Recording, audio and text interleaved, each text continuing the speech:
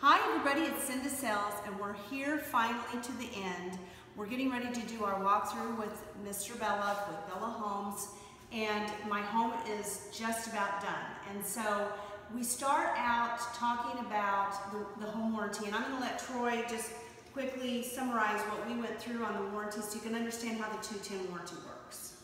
210 and homeowners maintenance. 210 puts out a manual that also talks about warranty and it talks about normal homeowners maintenance. And in this manual, on the very first page, it gives you a before the move checklist and an after the move checklist to kind of keep everybody organized on what you need to be doing. That's really good information. Information. Also in the book, we took the time to write down the manufacturers, the model number, and the serial number of all the appliances, all the appliances and the heating, cooling, the heat pump for easy access, because the serial numbers are sometimes hard to find. And through the manual, you go right here. It gives you the 3 big phone numbers for the heating, cooling, the electrician, and the plumber, in case you need to go get a hold of them in an emergency. And then it starts out with monthly maintenance, things that a homeowner should be doing monthly for the maintenance of their home, biannual maintenance, and annual maintenance. And then there will be a warranty booklet sent to her, letting her know what is warrantable and what is a deficiency, and spells it out with tolerances. So it's a pretty well thought out system. It's a very nice system. 1 year, I'm responsible for everything in the written warranty. The second year covers electrical, plumbing, heating, cooling, and then the rest of the 8 years will be structural. Anything that holds up the weight will be covered for 8 years. Anything happens to me during the first year, 210 steps in my shoes, and they take care of all of that for her.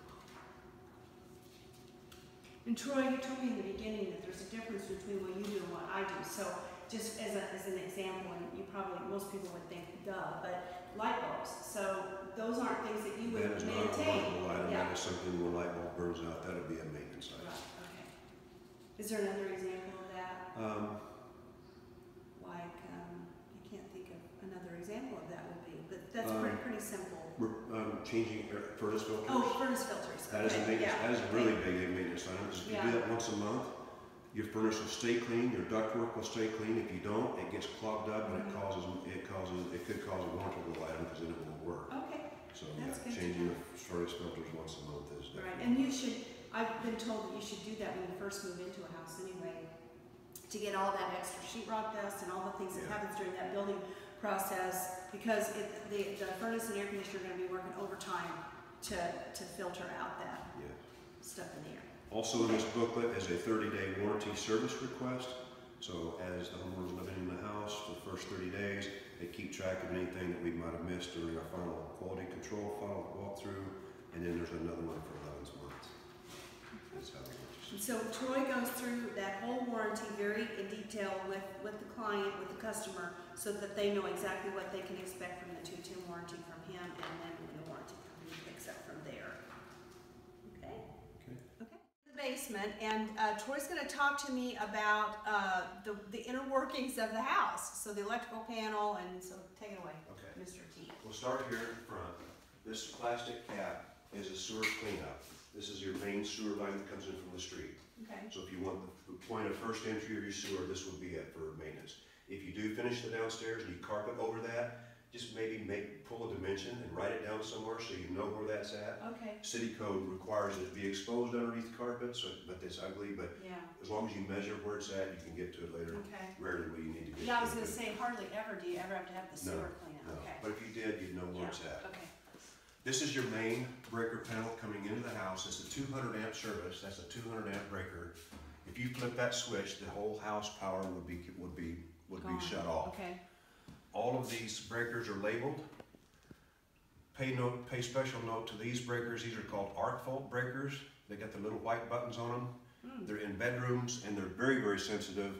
And they're designed to eliminate any arcing between the plug and the wall. Okay. If a lamp was already turned in the on position and you plugged it in, it'll spark.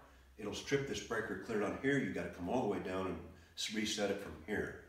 It is a city code item, and I don't know why somebody somewhere did something wrong and it caused an accident. One person out of 5 million. So we all have to do this now. There's 2 panels in your house. This is Okay. your main panel. Right. And then you have a big 100-amp breaker right here that says sub panel. And it feeds electricity to another breaker panel on the other side, which we're going to go to in a minute. And that is separates the 2 And do we electrical have to have, loads. why do we have to have 2 panels? Because that panel is closer to the kitchen, and the kitchen requires larger, thicker wiring. If we were to come clear over here and run 10 gauge all the way to the kitchen, it's more expensive to run 10 gauge wire than it is just to put a sub panel Okay. closer to the kitchen. Okay, that's That's good. why they do that. Yeah, So all this is labeled, okay. and you're good to go there. This is your low voltage wiring for every room. They're all labeled. They're all, you can see each one has a room marked on it. Okay, Living room, TV, it tells you where they're at. okay. And this is when your service provider comes out to give you service, they're gonna wanna see this bundle. Okay, And they can either put it in a smart panel for you or hook it up however you want. okay. But just let your cable provider know that's where your low Cable voltage is. provider.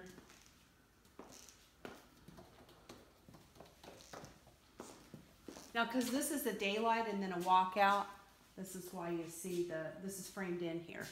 So it's not concrete. So you could have windows all along here if you wanted to, where all the pink is. And the reason there's plastic and pink showing is because the basement is unfinished. The normal insulation that we would use behind sheetrock would be paper-backed kraft, but it catches on fire. So they don't want that exposure in a basement. So when you have a basement, you have to put in this kind of insulation and put plastic over it to minimize the fire hazard. Good. I didn't know that.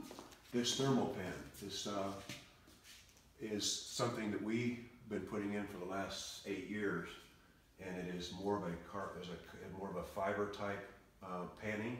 It's not sheet metal. When we used to use sheet metal here, if you stepped on a joist just right walking upstairs, it would pop.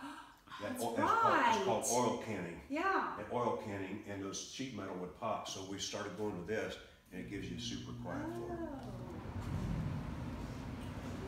Extra paint, carpet, tile, grout, Extra tiger pants. extra tiger carpet That's in the closet. is all there, and it's labeled, and you should have paint stain for everything. And it's good to have, Good. it'll last about 5 years, Okay. 6 years, Yeah. and if you touch up anything, it'll match that color perfect. Water heater, it tells you in your monthly maintenance manual that every once a month you want to come down here and pull the pressure release valve, just pull it just a little bit so water will run. You just tested that to make sure that works properly.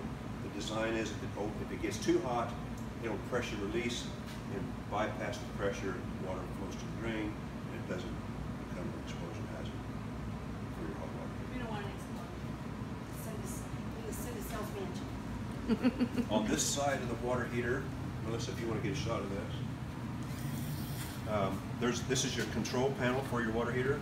This blinking green light means that everything is functioning perfect, and the pilot light is already lit. And right here is a temperature control.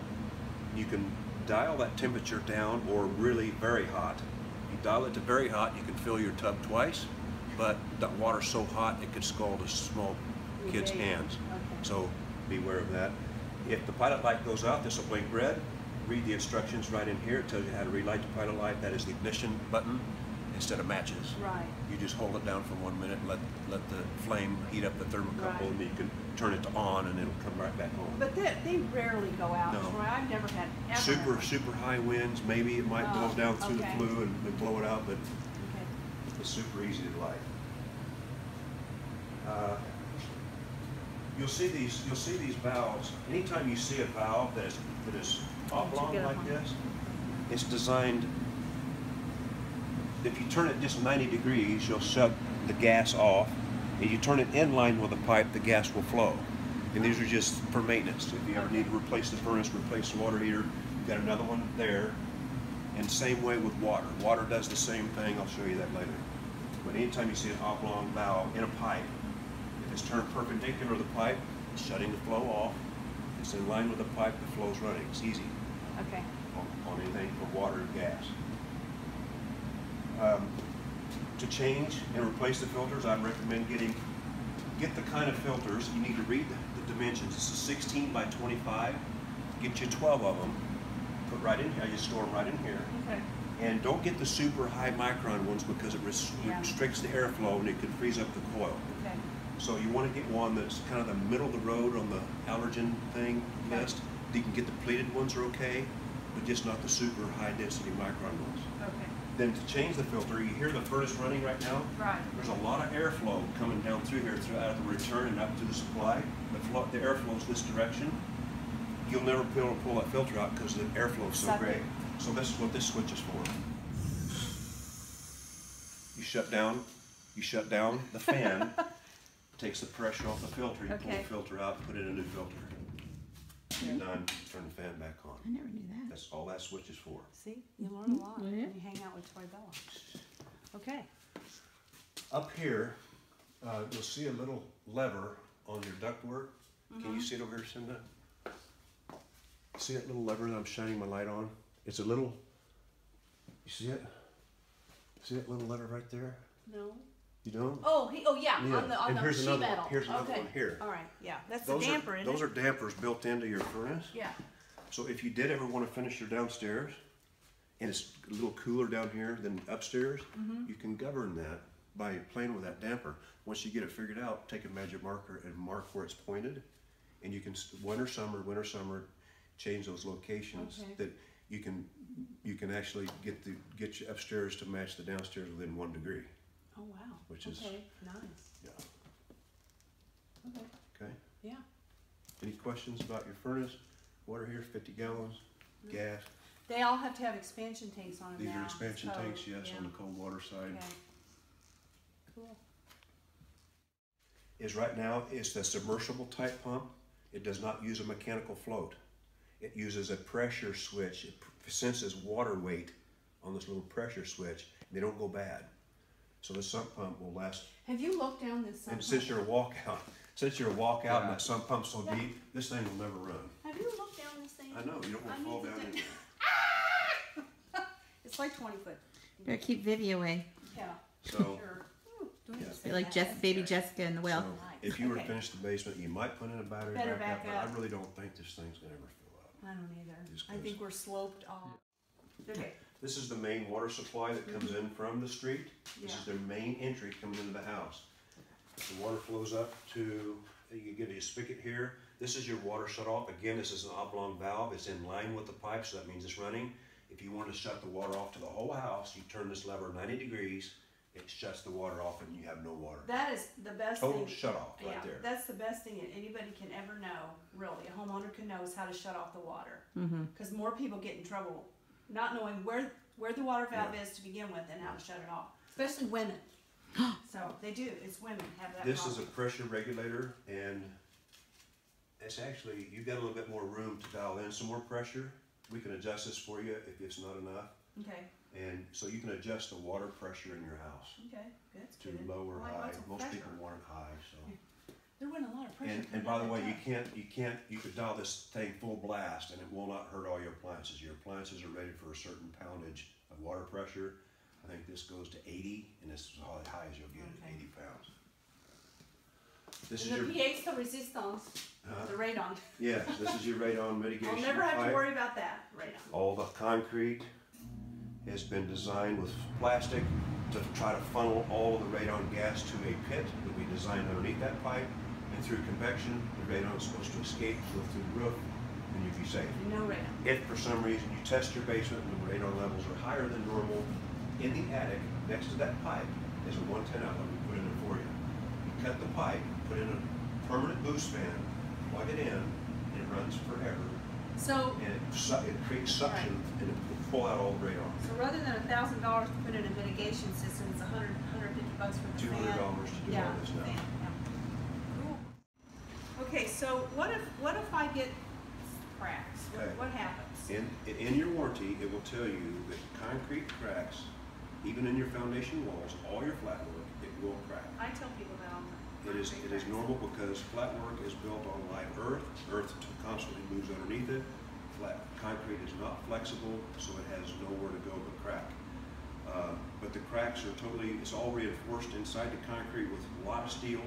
So we tell everybody, in the warranty it says if the concrete cracks and separates by a certain dimension, it's a deficiency. Or if it lifts and a different height that's efficiency. Ours won't do that because we got so much steel. And then you've got you've got a membrane along, Yes, waterproof the membrane. waterproofing is on the outside, and that's elastic. It's elastic type rubberization waterproofing that the concrete wall can crack all the way through, and your basement guaranteed to be dry for 10 years. It's transferable to another owner. Okay, awesome. So we're back upstairs to do, and as we finish up the walkthrough, we go looking for, not necessarily looking for, but Troy has already gone through and he's taped places where he's seen nicks in the walls or places where we need to have paint touch-ups, explained about the cabinets. And Troy, I would like for you to explain again about how over the year it will There's dry and sometimes change. the moisture is still in the wood, and these panels float within the frame. They're free floating, so as the moisture completely dissipates from the wood, this wooden panel will shrink a little bit. It'll show you a little white line here, and it's totally warrantable. At the end, that would be on the 11th month, so that it has time to dry out and do that thing. But really, pretty much from here are just very, very minor things. And so, I mean, there's hardly anything, because they do such a good job of having it pretty much ready to go. And we're about a week from closing. So, is there anything else that you can think of that you want to add in? It looks beautiful. It's wonderful. We can't wait to move in. Okay, so this concludes our video tour of how I built my dream home with Bellah Homes, and it was a wonderful experience. It really was. The subcontractors were awesome to work with. Troy and his team were really awesome to work with, and it's not just because I like him so much, but because he really is a quality builder and he does a beautiful job, and I'm really excited. I can't wait to move in on Friday. So if you are looking to purchase a home and you are thinking about building, you'll definitely want to check out Troy and Bellah Homes, and give us a call at 816-600-7355. I hope you enjoyed this series and you'll reach out to us.